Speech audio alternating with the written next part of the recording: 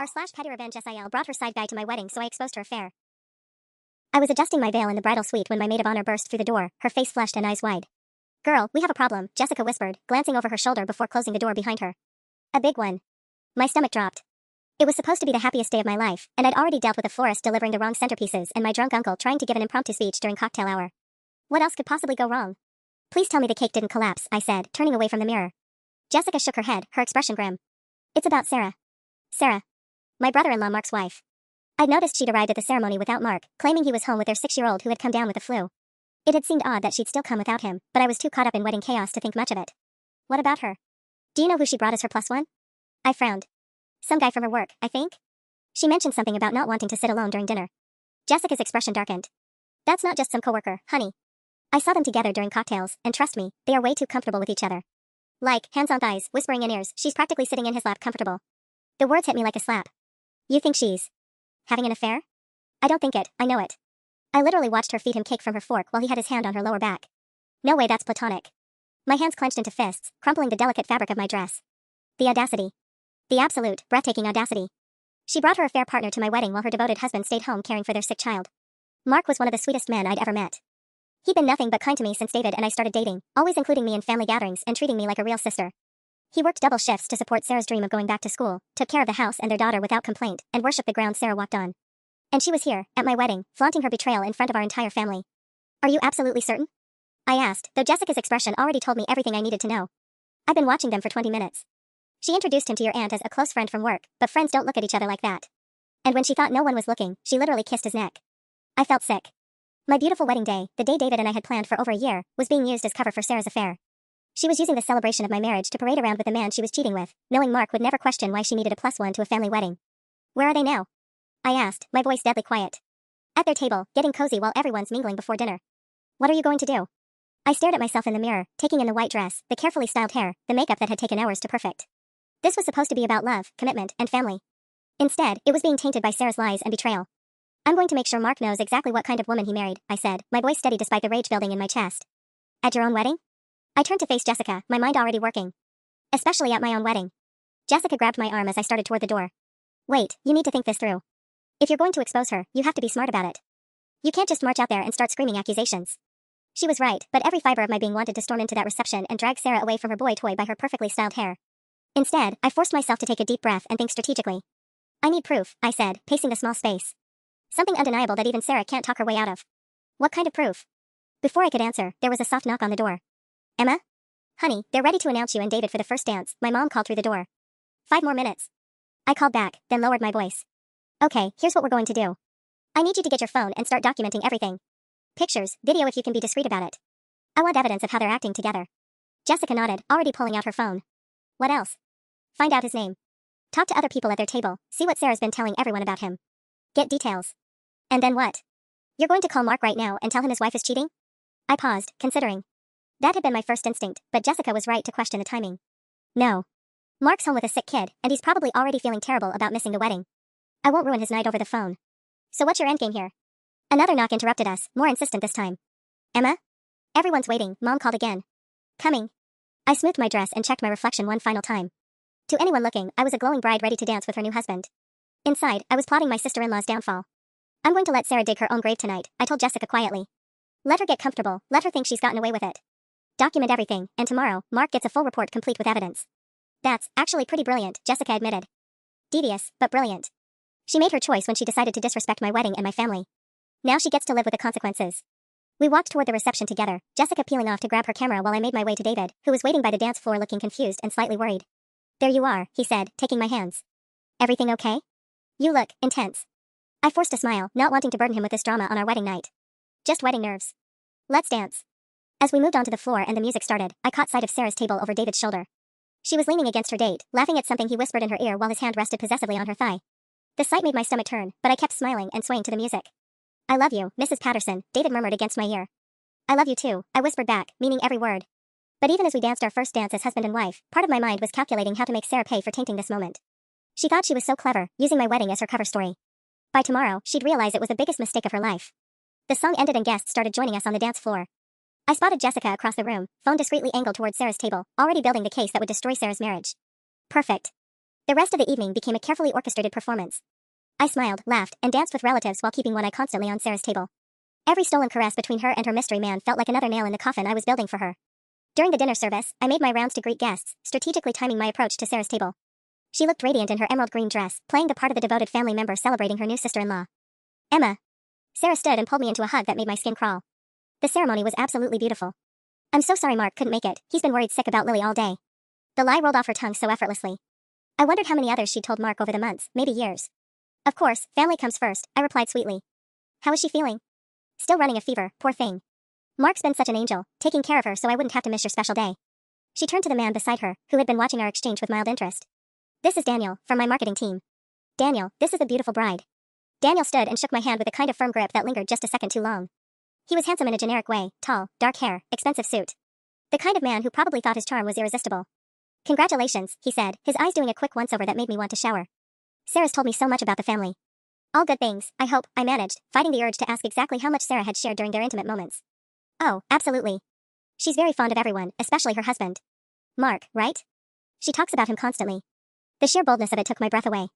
Here was Sarah's affair partner, at my wedding, talking about how much Sarah loved her husband. The web of deception was so thick I almost admired the audacity. Yes, Mark's wonderful, I said, watching Sarah's face for any crack in her composure. He absolutely adores Sarah and their daughter. He'd do anything for them. Something flickered in Sarah's eyes, guilt, maybe, or fear, but it was gone so quickly I might have imagined it. Well, I should continue making my rounds, I said, squeezing Sarah's shoulder just a little too tightly. Enjoy the rest of the evening. As I walked away, I heard Daniel ask Sarah something about the open bar, his hand sliding across her lower back in a gesture far too intimate for coworkers. My jaw clenched so hard it hurt. I found Jessica near the cake table, pretending to admire the floral arrangements while surreptitiously filming. Please tell me you got that, I whispered. Every second. And I talked to Mrs. Henderson, she's been sitting across from them all night. Apparently Sarah introduced him as her very close friend and mentioned they'd been working together on a lot of late-night projects. Late-night projects, I repeated, disgusted. Gets better. During the bouquet toss, he was holding her purse and I saw him slip something into it. Looked like a hotel key card. My blood turned to ice. They're planning to leave together. That's what it looks like. Mrs. Henderson also said Sarah's been texting someone all night, always turning her phone away when Daniel tries to see. Probably Mark, I realized. Keeping up the charade, maybe even sending him updates about how much fun she was having at the family wedding while planning to spend the night with another man. The band announced the last dance, and couples started pairing off across the floor. I watched Sarah lean into Daniel, her head on his shoulder, his arms wrapped around her waist like she belonged to him. Tomorrow couldn't come fast enough. The reception was winding down when I noticed Sarah whispering something urgent in Daniel's ear. They were standing near the exit, her hand clutching his arm as she glanced around nervously. My pulse quickened. Were they about to leave together? I excused myself from a conversation with my college roommates and made my way toward them, but before I could get close enough to overhear, my phone buzzed. A text from an unknown number. *K Emma, it's Mark. Sarah's phone died and she wanted me to let you know what an amazing night she's having. Thanks for including her even though I couldn't make it. Hope you and David are having the best day ever. The message hit me like a physical blow. While Sarah was planning her escape with her lover, Mark was sitting at home with their sick daughter, so grateful his wife was included in family celebrations. He was probably imagining her dancing with relatives and catching up with cousins, not grinding against another man on my dance floor. I screenshot the message immediately, my hands shaking with rage. This would be crucial evidence, timestamped proof of Mark's location and state of mind while his wife was betraying him 50 miles away. Emma? David appeared beside me, looking concerned.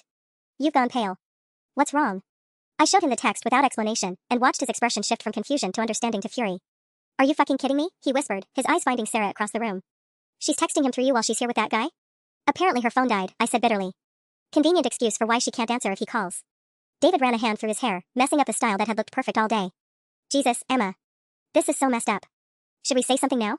Before I could answer, Jessica appeared at my elbow, slightly breathless. We have a problem. I was in the bathroom and overheard Sarah on the phone with someone, not Daniel, someone else. She was arguing about money, something about needing more time and the wedding being perfect cover. When she saw me, she hung up immediately. My blood ran cold. Money? What kind of money? I couldn't hear everything, but she mentioned something about Mark not finding out until after the paperwork goes through. Jessica's face was grim. Emma, I think this is bigger than just an affair. The pieces clicked together with horrifying clarity. Sarah going back to school, on Mark's dime. Her sudden interest in their finances.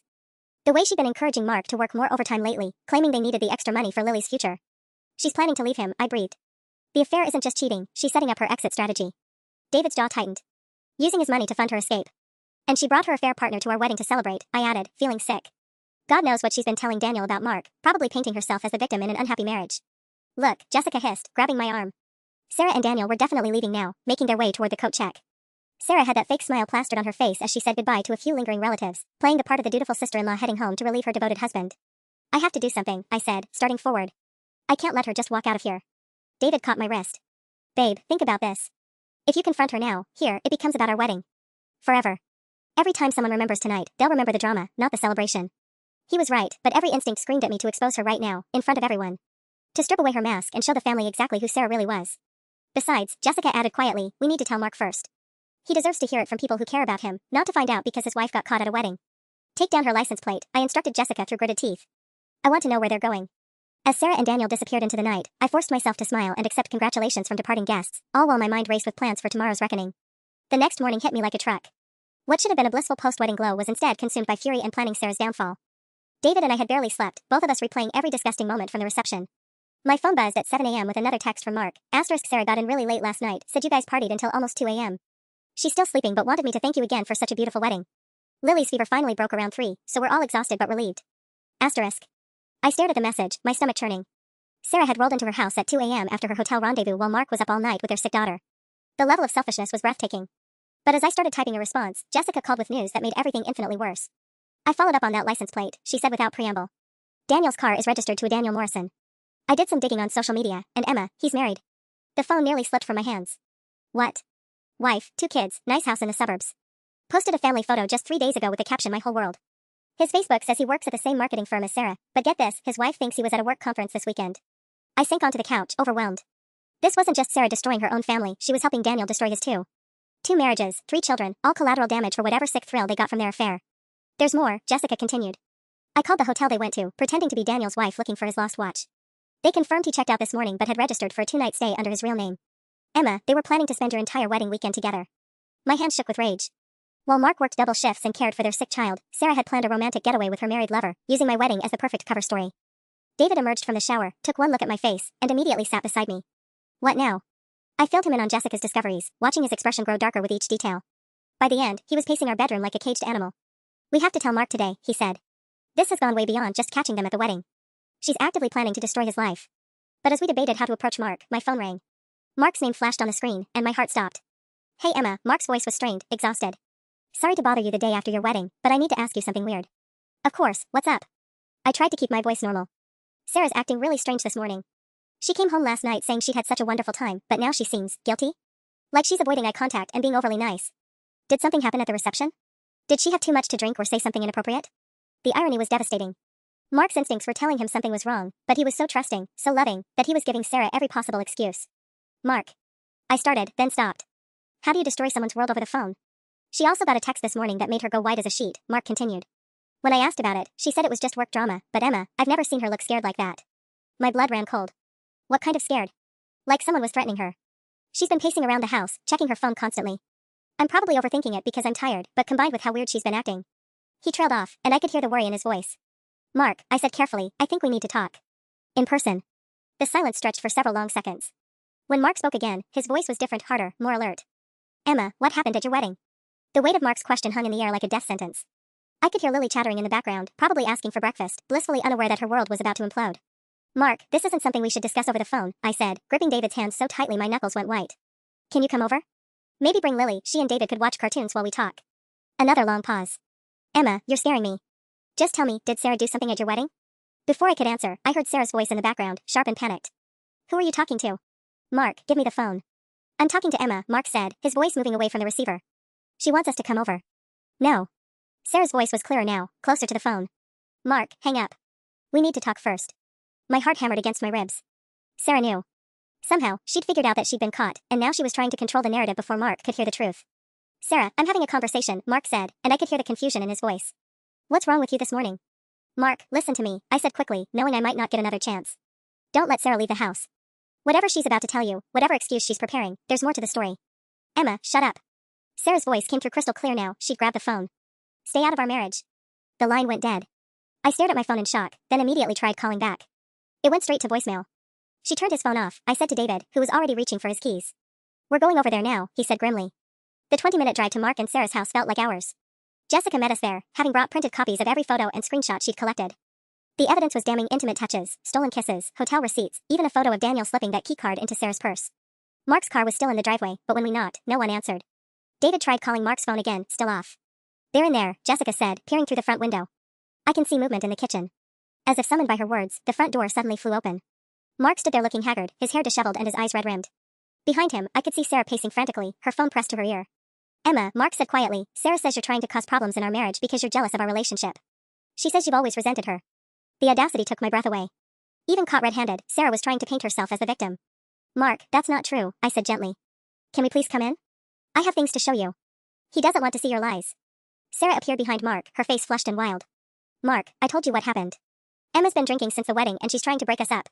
But Mark was looking at Jessica's folder of evidence, his expression shifting from confusion to something much darker. What's in there? He asked quietly. Mark, don't, Sarah pleaded, grabbing his arm. Please, just trust me. Trust your wife. I did trust you, Mark said, his voice hollow. He looked at me with eyes that already held too much knowledge. But you came home at 2 a.m. smelling like cologne that wasn't mine. And you've been checking your phone every 30 seconds since you woke up. Sarah's face crumpled. Mark, I can explain. Then explain this, Jessica said, pulling out the hotel receipt. Explain why you spent the night at the Marriott with Daniel Morrison. The color drained from Sarah's face completely. She hadn't expected us to know Daniel's name, let alone have documentation of their hotel stay. How do you, she started, then caught herself. But it was too late. Mark was staring at the receipt, then at the photos, his hands beginning to shake. Daniel Morrison, he repeated slowly. Your coworker Daniel. The one you've been working late with. Sarah opened her mouth to speak, but no words came out. For the first time since I'd known her, she was completely speechless. And that's when my phone rang with a number I didn't recognize. I stared at my phone, the unknown number flashing on the screen. In the heavy silence of Mark and Sarah's entryway, the ringtone sounded unnaturally loud. Answer it, David urged quietly. I swiped to accept the call. Hello? Is this Emma Patterson? The voice was female, strained, and unfamiliar. Yes, who is this? This is Monica Morrison. I think we need to talk about my husband. My blood turned to ice. Daniel's wife. I glanced at Sarah, who had gone from pale to gray, her eyes wide with terror as she realized what was happening. Monica, He didn't come home last night, she continued, her voice cracking. He was supposed to be at a work conference, but when I called the hotel this morning looking for him, they said he'd checked out with a woman. A woman who wasn't his wife. Mark was watching this exchange with growing horror, the pieces clicking together in real time. Sarah had pressed herself against the wall like she was trying to disappear into it. I found your wedding announcement online, Monica continued. Daniel works with someone named Sarah Collins, and the announcement mentioned her attending. Please, I just need to know if my husband was at your wedding. The silence in the room was deafening. Mark's gaze moved slowly from my phone to Sarah, his face a mask of devastation and rage. Monica, I said carefully, putting the call on speaker, I think you need to come over here. We have a lot to discuss. Emma, don't, Sarah whispered, finally finding her voice. Please. But Mark had heard enough. Give her the address, he said, his voice deadly quiet. After hanging up with Monica, the four of us stood in the hallway like actors who'd forgotten their lines. Lily could be heard upstairs, singing to herself while playing with toys, blissfully unaware that her family was imploding below. Mark, Sarah started, tears streaming down her face, I know how this looks, but it's not what you think. Really? Mark's voice was eerily calm. Because what I think is that my wife brought her affair partner to my sister-in-law's wedding while I stayed home with our sick daughter. What I think is that she spent the night in a hotel with him while I was up until 3 a.m. taking care of Lily's fever. What I think is that she's been lying to me for God knows how long. It's not an affair. Sarah protested desperately. We're just friends. Yes, we went to the hotel, but nothing happened. We just talked. Jessica snorted. Talked? Is that what you call making out during the reception? Or when he had his hand on your ass during the slow dance? You were watching me? Sarah's shock quickly morphed into indignation. You were spying on me at your own wedding? I was documenting a cheater who was using my celebration as cover for her affair, I shot back. Did you really think no one would notice you practically climbing into his lap during dinner? Mark sank onto the stairs, his head in his hands. How long? He asked without looking up. Sarah's silence was answer enough. How long, Sarah? 6 months, she whispered. The admission hit Mark like a physical blow. 6 months of lies, of late nights at work, of Mark picking up extra shifts to support her while she was building a relationship with another man. The money, Mark said suddenly, looking up. The school payments, the new credit cards you said were for emergencies. How much of our money did you spend on him? Mark, it's not like that. How much? Before Sarah could answer, a car pulled into the driveway. Through the window, I could see a woman getting out of a blue sedan, her movements sharp and determined. Monica Morrison was here, and she looked ready for war. Oh God, Sarah breathed, pressing her back against the wall. She can't be here. Mark, you can't let her in. But Mark was already moving toward the door, his face set in grim determination.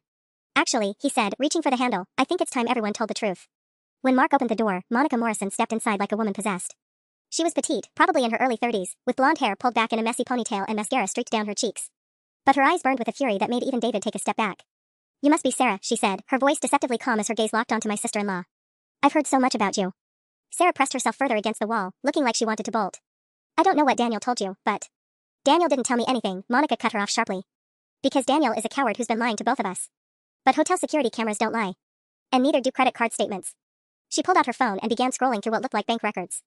Dinner at Romano's, that's where you two went before the hotel, wasn't it? $300 for a meal while I was home feeding our kids mac and cheese because we're supposedly saving money. Mark's face went ashen. $300? Sarah, you told me you ate at the wedding. I did eat at the wedding, Sarah protested weakly. We got coffee after. Coffee? Monica's laugh was bitter and sharp. Is that what we're calling champagne and oysters now? Because that's what the receipt says you ordered. Jessica pulled out her phone and began filming again. This was better than any evidence we could have planned. Sarah was being exposed by multiple sources simultaneously, each lie unraveling faster than she could create new ones. Monica, please, Sarah tried again, you don't understand the situation. Oh, I understand perfectly, Monica snapped. My husband has been having an affair with a married woman who's been using her family's wedding as cover for their little romantic getaway. What I don't understand is how you can stand there lying while your own husband looks like his world is ending. Mark hadn't moved from his position by the door, but I could see his hands shaking. Sarah, is there anything else? Any other lies you want to tell me before I hear them from someone else? The question hung in the air like a challenge. Sarah's eyes darted between Mark and Monica, clearly calculating whether she could still somehow talk her way out of this disaster. Mark, baby, please, she started, moving toward him with her hands outstretched. I love you. I love our family. This was just a mistake, a moment of weakness. A 6-month moment of weakness? Mark stepped back, avoiding her touch. While I worked 60-hour weeks to pay for your school? While I took care of Lily so you could have your study groups and work dinners? Those weren't all lies, Sarah insisted desperately. I really am going to school. I really do want to make a better life for our family. Monica snorted. With my husband? Because according to his text messages, you two have been making some very specific plans about your future together. My blood ran cold. What kind of plans? Monica scrolled through her phone again. Oh, they've been quite busy. Daniel was going to leave me after his promotion comes through next month. Sarah was planning to file for divorce as soon as she finished this semester. They even looked at apartments together. Mark's face went from pale to gray. Apartments? A nice 2-bedroom place about an hour from here, Monica continued ruthlessly. Close to Daniel's new office, far enough away from both of their current families to start fresh. The silence that followed was deafening. Even Lily's singing upstairs had stopped, as if the house itself was holding its breath. Sarah, Mark's voice was barely a whisper, were you ever going to tell me? Or were you just going to disappear one day? But Sarah wasn't looking at Mark anymore. Her attention was fixed on her phone, which had been buzzing incessantly for the past few minutes. Her face had gone from gray to green as she read whatever messages were coming through. What now? David asked, noticing her expression. Sarah's hand trembled as she held up her phone. Daniel's wife, she posted everything. The photos, the hotel receipts, our text messages.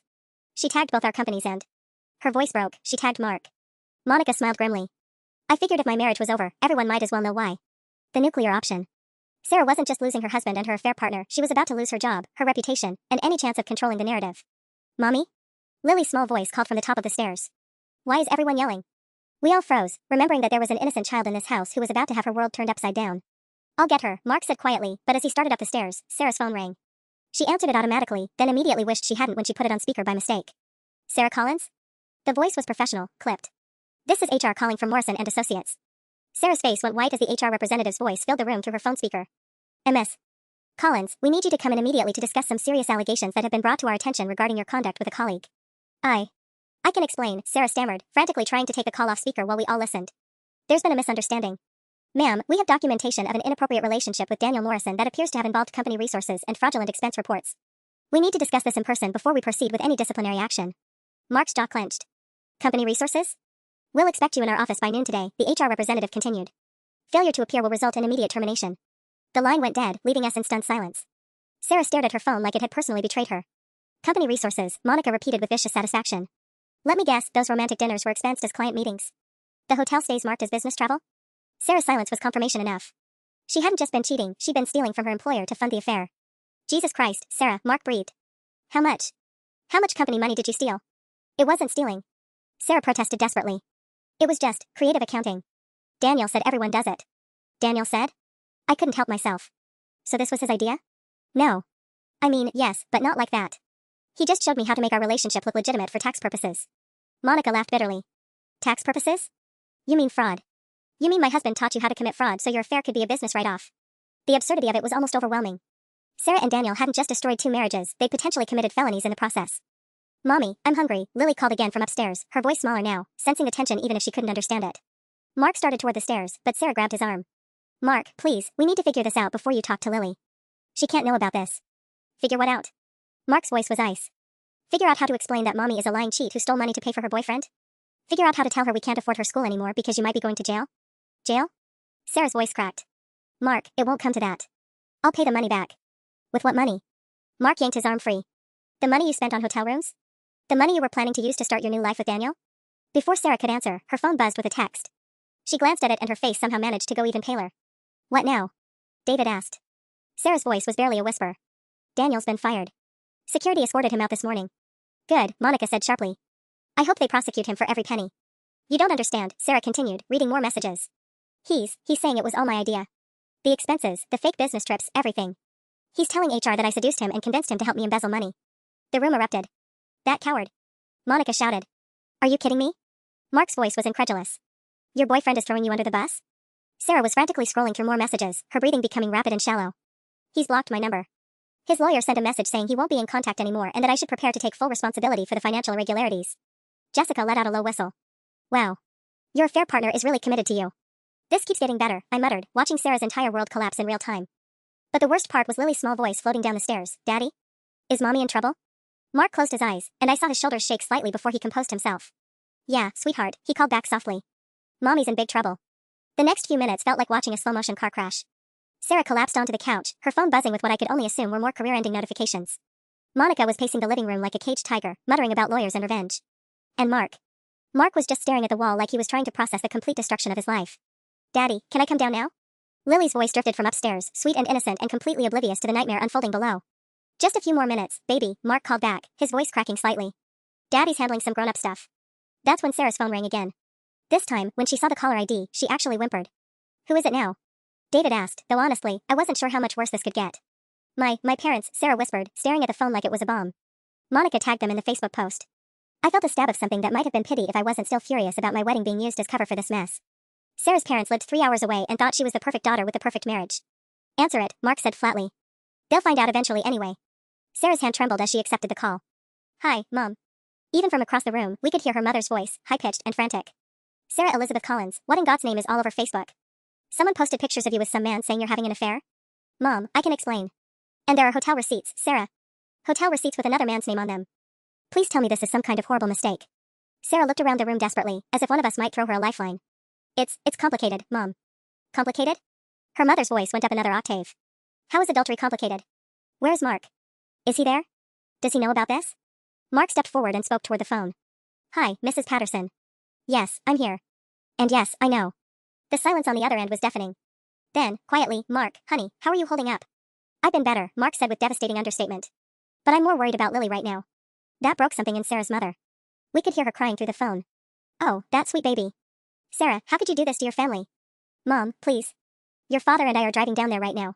We'll be there in 3 hours. Mark, you and Lily are coming home with us until this gets sorted out. Mom, no. Sarah stood up frantically. You can't just take my daughter. Your daughter? Monica's voice was sharp. You mean the daughter you abandoned last night to sleep with my husband while she was sick with fever?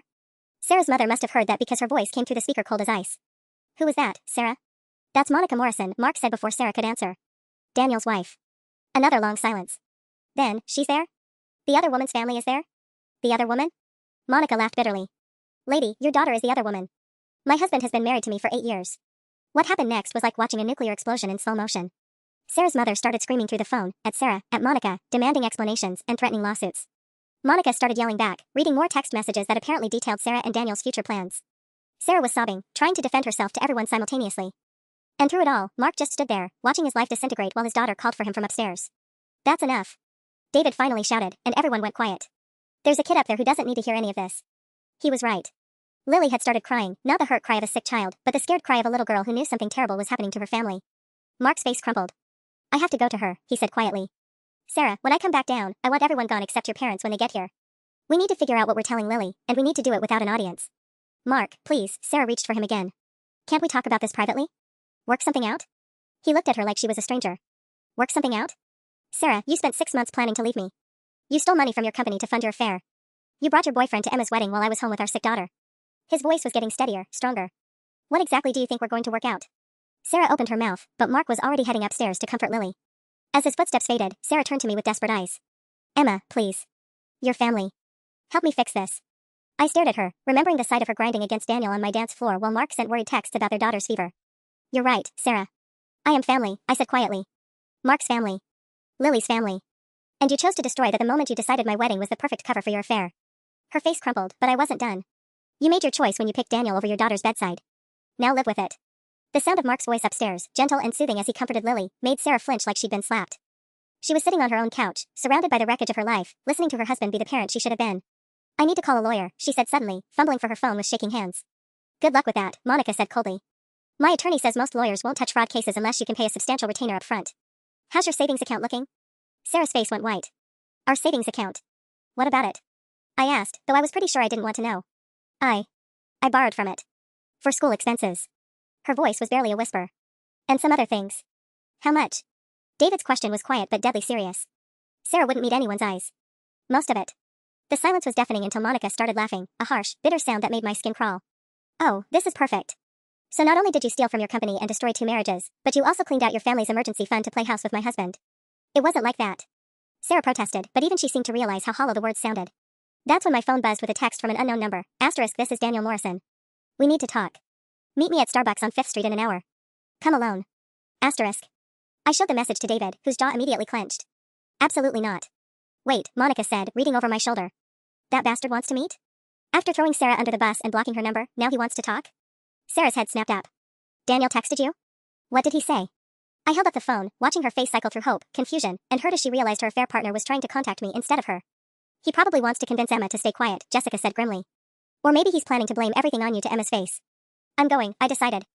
I want to hear what kind of lies he's planning to tell. Emma, no, David said firmly. This guy has already proven he's a manipulative coward. God knows what he might try to pull. Before I could respond, we heard Mark's footsteps on the stairs. He appeared looking exhausted, his hair disheveled from Lily running her fingers through it, something she did when she was scared. How is she? Sarah asked desperately. Mark's expression could have frozen hell.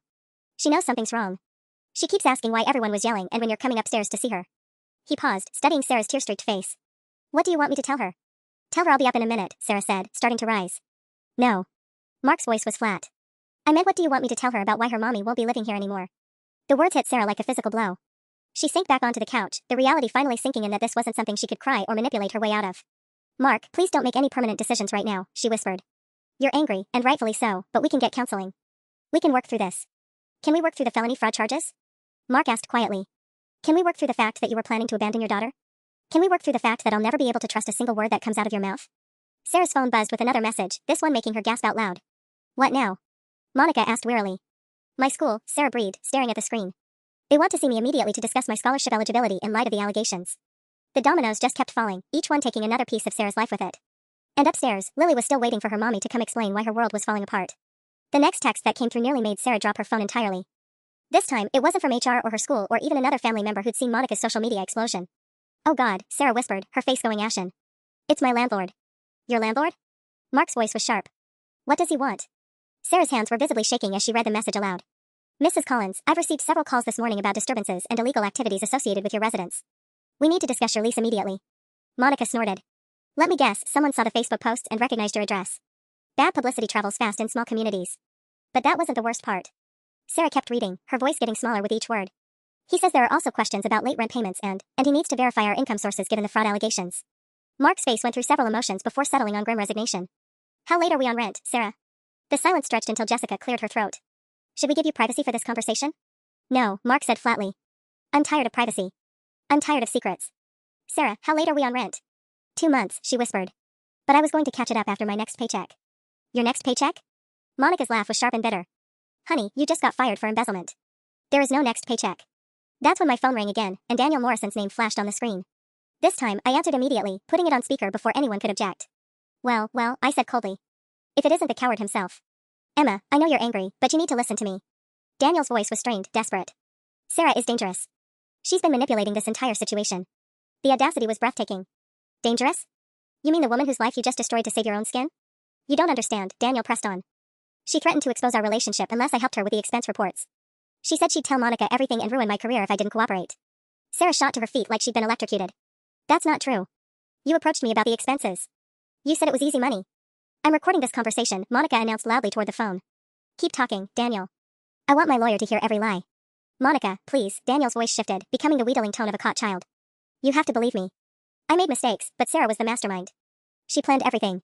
Is that why you were looking at apartments together? Monica's voice dripped venom. Because she forced you to plan a future with her?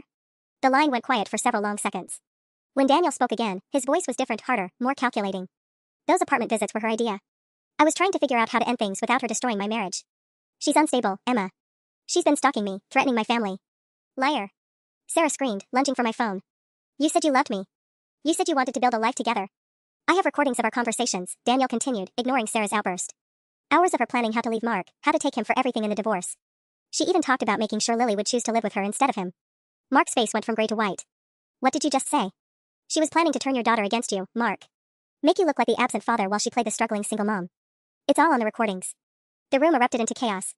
Sarah was screaming denials while trying to grab my phone. Monica was shouting questions at Daniel.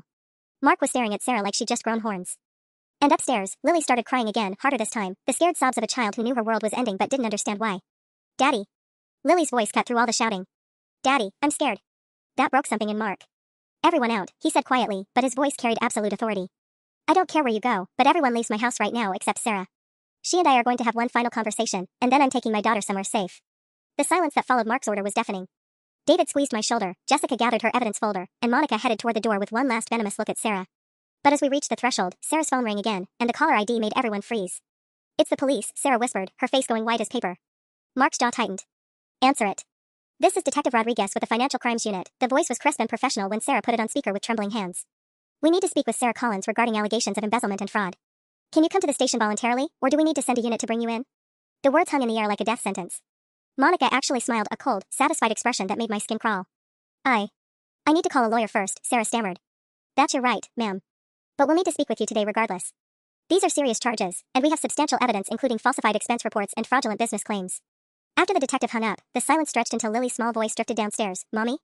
Are you coming to see me? That innocent question seemed to break something in Sarah. She sank onto the couch, her whole body shaking as the magnitude of her situation finally hit her. No job, no money, facing criminal charges, about to lose her home, and her daughter asking for her while her marriage crumbled in real time. Mark, she whispered, looking up at him with desperate eyes. What am I going to tell her? But Mark wasn't looking at Sarah anymore. He was staring at his phone, his face cycling through confusion, anger, and something that might have been betrayal. What is it? I asked. I just got an email from our bank, Mark said slowly. There are withdrawal alerts I never authorized. Recent ones. His eyes locked onto Sarah's. How much more money did you steal? Sarah's silence was answer enough. How much? Mark's voice exploded through the house, making all of us jump. 5,000, Sarah whispered. Yesterday morning. I thought if Daniel and I had enough cash, we could figure things out before anyone noticed the company stuff.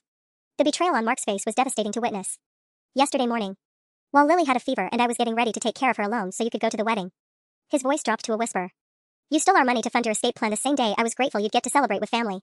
That's when my phone buzzed with a text that made my blood run cold. It was from Daniel. Meet me in 20 minutes or I'm sending Mark recordings of Sarah talking about taking Lily out of state. Your choice. I showed the message to Mark, whose face went from devastated to murderous in seconds. Out of state? His voice was deadly quiet. Sarah's eyes went wide with panic. Mark, whatever Daniel told you about recordings, he's lying. He's trying to save himself by making me look worse. Then you won't mind if I call him back and ask him to play them right now, Mark said, reaching for my phone. No. Sarah lunged forward, desperation making her reckless. Mark, please, you can't trust anything he says. He's a liar and a manipulator, Anne. And what does that make you? Mark's question cut through her protests like a knife. What does that make the woman who's been sleeping with him for 6 months? Before Sarah could answer, we heard a car door slam outside. Through the window, I could see an older couple getting out of a sedan, their faces grim with determination. Your parents, I said quietly. Sarah's face crumpled as the full weight of her situation crashed down on her. In the next few minutes, she'd have to face her parents, explain to her daughter why Daddy was angry, and somehow find a lawyer before the police decided to come get her. And upstairs, Lily was still calling for her mommy, completely unaware that her whole world was about to change forever. The knock on the door came sharp and authoritative, nothing like a hesitant tap of Sarah's parents.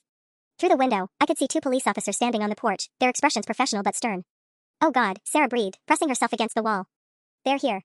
Mark opened the door before anyone could object. Officers. We're looking for Sarah Collins, the taller officer said, his hand resting casually on his radio. We have some questions about financial irregularities reported by Morrison and Associates. That's me, Sarah's voice was barely a whisper as she stepped forward. Ma'am, we'd like you to come with us voluntarily to answer some questions. You have the right to have an attorney present. Before Sarah could respond, her parents' car screeched into the driveway behind the police cruiser. Her mother practically fell out of the passenger seat, her face streaked with tears and fury. Sarah Elizabeth Collins. Mrs. Patterson's voice cut through the air like a whip. What have you done to this family? The scene was surreal, police officers, devastated family members, and Sarah caught in the middle looking like a cornered animal. But the worst part was Lily's small face appearing at the upstairs window, watching her mommy talk to police officers. Can we take this inside? Mark asked quietly, noticing Lily. My daughter doesn't need to see this. But it was too late. Lily was already crying, her small fists pressed against the glass as she watched her world implode from above. I need to get my daughter, Mark said, starting toward the stairs, but the officer held up a hand. Sir, we need Mrs. Collins to come with us now. This is a serious matter involving potential felony charges. Felony? Sarah's mother gasped, clutching her husband's arm. Sarah, what did you do? That's when my phone rang again. Daniel's name flashed on the screen, and without thinking, I answered it on speaker. Emma, are the police there yet? Daniel's voice was sickeningly smug. I called them myself after Sarah threatened my family this morning. I never threatened anyone. Sarah screamed at the phone. You said you'd destroy my marriage and my career if I didn't take the blame for the embezzlement, Daniel continued. I have it all recorded. Every threat, every plan to run away with stolen money. The police officers exchanged glances. Ma'am, we're going to need you to come with us immediately. These new allegations make this more serious. Wait, Mark stepped forward, his face pale but determined. If you're arresting my wife, I need to know what happens to our daughter. Sarah's name is on the lease, our bank accounts are frozen, and I work double shifts to pay bills that apparently don't exist anymore. The reality of Mark's situation hit me like a truck. He wasn't just losing his wife, he was potentially losing his home, his stability, everything he built for Lily. Daddy. Lily's voice came from upstairs, high and scared. Why are there police cars? Sarah looked up at the window where her daughter stood, and for the first time all day, I saw genuine remorse cross her face. Not self-pity, not desperation, actual understanding of what she'd done. I need to say goodbye to her, Sarah whispered to the officers. Please. She's only 6. The older officer nodded grimly. You have 5 minutes. We'll wait. As Sarah headed upstairs with shaking legs, my phone buzzed with a text from an unknown number. Asterisk, this is Monica's lawyer. We need to meet immediately. Daniel has been embezzling for years, and your sister-in-law isn't his first victim. Asterisk. My blood turned to ice as the implications sank in. This wasn't just about Sarah's affair or even her poor choices. This was about something much bigger and much worse than any of us had realized. The sound of Sarah's muffled voice upstairs, trying to explain the unexplainable to a 6-year-old, was heartbreaking even through my anger. But Monica's lawyer's text had changed everything. Daniel has other victims? I whispered to David, showing him the message. Before he could respond, Detective Rodriguez stepped forward. Ma'am, did you say something about other victims? I hesitated for only a moment before handing him my phone. Monica Morrison's lawyer just sent this. Apparently Daniel's been doing this for years. The detective read the message, his expression darkening. He immediately radioed for backup and called someone I assumed was his supervisor. Within minutes, Sarah's small family crisis had become part of what sounded like a much larger investigation. Mr. Collins, Detective Rodriguez addressed Mark, we're going to need you to come in as well, but as a witness, not a suspect. It appears your wife may have been targeted by someone with a pattern of manipulating married women into financial crimes. Mark's face cycled through confusion, relief, and anger.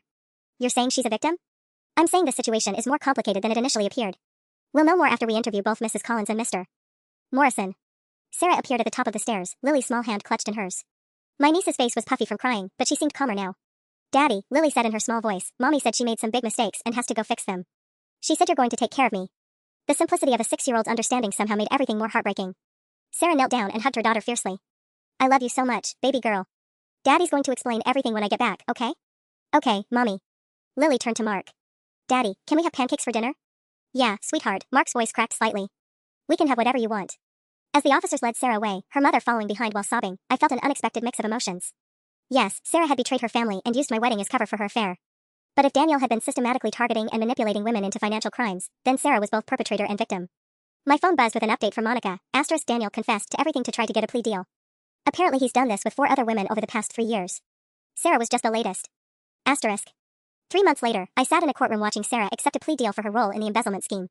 The charges were reduced significantly once the full scope of Daniel's manipulation came to light. She'd serve 6 months in minimum security and pay restitution, but she'd avoided the felony conviction that would have destroyed any chance of rebuilding her life. Daniel, on the other hand, was looking at federal charges and years in prison. Mark had filed for divorce, but he'd also gotten primary custody of Lily and kept their house after Sarah signed over her rights. He was dating someone new, a teacher at Lily's school who made him smile in ways I hadn't seen in years. Sarah moved in with her parents after her release and was slowly paying back everyone she'd wronged, including Mark. She saw Lily every other weekend, and while things would never be the same, they were building something honest for the first time in years. As for my marriage?